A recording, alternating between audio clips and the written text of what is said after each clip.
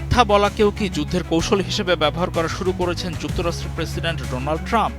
গত এপ্রিলে তিনি নিরপেক্ষ দেশগুলোর আটকে পড়া বাণিজ্যিক জাহাজগুলোকে পাহারা দিয়ে হরমুজ প্রণালী পার করিয়ে দেওয়ার উদ্দেশ্যে প্রজেক্ট ফ্রিডম নামের একটি উদ্যোগের ঘোষণা দিয়েছিলেন।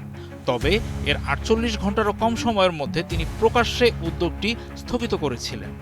এখন খবর মিলছে, ইরানের নিয়ন্ত্রণে থাকা ওই জলপথ দিয়ে খুবই গোপনে জাহাজ চলাচলের পথ দেখাচ্ছে মার্কিন সামরিক বাহিনী।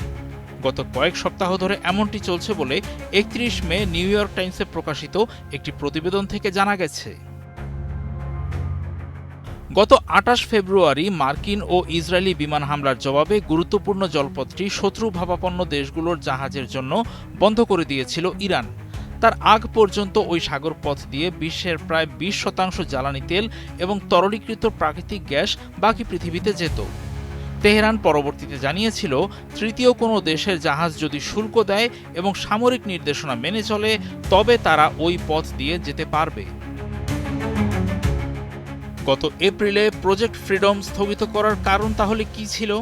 জানা গেছে, সৌদি আরব মার্কিন বাহিনীকে তাদের আকাশসীমা ব্যবহার করতে বা প্রিন্স সুলতান বিমান ঘাঁটি ব্যবহার করতে অনুমতি না দেওয়ায় ট্রাম্প ওই সিদ্ধান্ত নেন।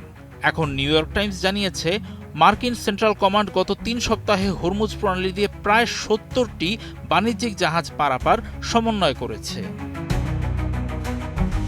ইরানের কড়া নজরদারিকে ফাঁকি দিয়ে কিভাবে এমন অসাধ্য সাধন করেছে মার্কিন সামরিক বাহিনী?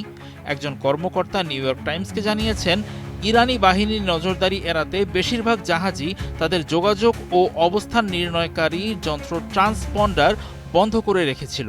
জাহাজগুলো ওমান উপকূলের কাছাকাছি একটি শিপিং লেন ব্যবহার করেছিল বলে জানা গেছে। গত ৮ এপ্রিল যুদ্ধবিরতি চুক্তি হওয়ার পরও কৌশলগত গুরুত্বপূর্ণ ওই সংকীর্ণ পথটিতে জাহাজ চলাচল মারাত্মকভাবে কমে গেছে। সংঘাতের আগে যেখানে প্রতিদিন প্রায় ১৫০টি জাহাজ চলাচল করত, এখন তা কমে ১০টিরও নিচে নেমে এসেছে। তেল ও গ্যাস ট্যাঙ্কার সহ প্রায় ১৬০০ থেকে ২০০০ জাহাজে হাজার হাজার নাবিক এখনও পারস্য উপসাগরে আটকে আছেন। গত এপ্রিলে মার্কিন যুক্তরাষ্ট্র ইরানের বন্দরগুলোর ওপর অবরোধ আরোপ করে। এরপর থেকে তারা ১০০টিরও বেশি পণ্যবাহী জাহাজকে আটক বা তল্লাশি করেছে। এদিকে ৩১ মে ইরানের ইসলামিক বিপ্লবী রক্ষী বাহিনী জানিয়েছে, অনুমতি নেওয়ার পর গত ২৪ ঘন্টায় তাদের প্রণালী দিয়ে ২৮টি জাহাজ পার হয়েছে।